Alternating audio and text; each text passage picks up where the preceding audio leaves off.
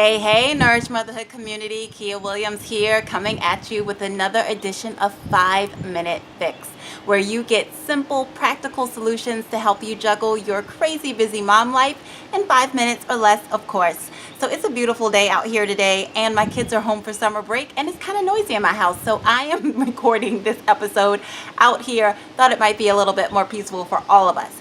But on today's episode, we are going to focus on how you can find more rest time in the midst of everything that you have going on in your life as a mom. So there are 3 things I want to hit on, and I think and I hope that they will help you out in your everyday life. So the first thing I like to tell all the moms that I work with, whether they're my yoga students or whether they're just moms hanging out with me in my Facebook group or on my website, is give yourself permission to actually take a break.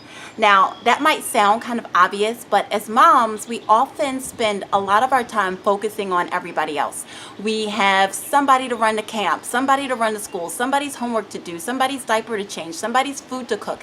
And very often we forget about the person who's actually doing all of those things, ourselves. And we find it really difficult to give ourselves permission to take even the smallest break when we feel like we have other things that we need to be doing for other people. So the first thing is give yourself permission to take a break. Now, this break doesn't have to be 60 minutes, doesn't have to be a weekend, it doesn't have to be a whole week. It can be 10 or 15 minutes just to leave the house and take a walk around the block. It could be 10 or 15 minutes just to lay down and do nothing. 10 or 15 minutes to read a chapter in a book or a magazine.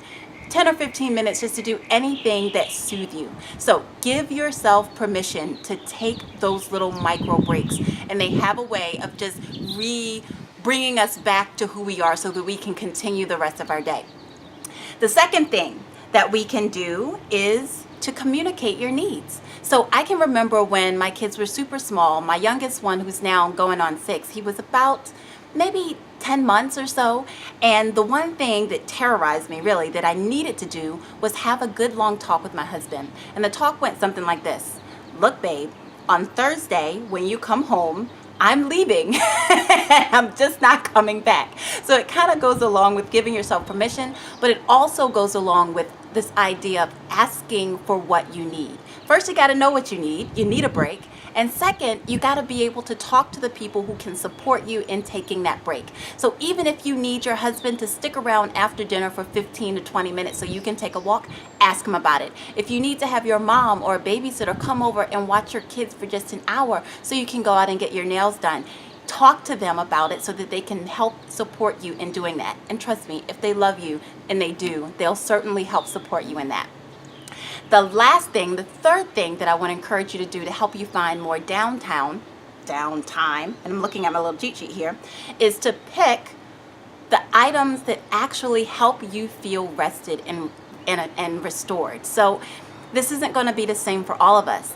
I'm an introvert, and there are things that I know that I need to do to help me feel more like myself. I need an awful lot of quiet time. I need time spent reading. I need time spent in silence. That's not for everybody. Sometimes women could be more of an introvert, and you'll actually feel more like yourself when you get yourself out with your girlfriends and go out for drinks and have a nice social time. So you need to take some time and sit down and figure out what are 3 things that actually recharge you, that help you feel more like yourself, and pick just 1 or 2 of those things to try to find time to do more often.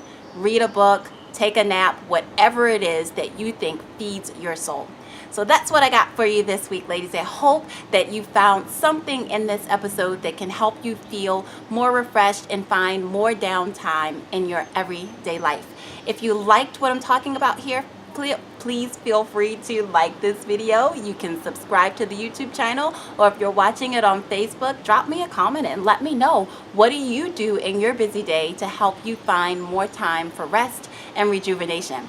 Until next time, ladies, if you want more information that can help you juggle your busy life and kids without burning out, some yoga-based strategies, head on over to my main website at nourished-motherhood.com and sign up for my free 30-minute online yoga practices that I send out to you in the email every single Wednesday. Till next time, ladies, thank you so much for hanging out with me, and I'll talk to you next time. See you later.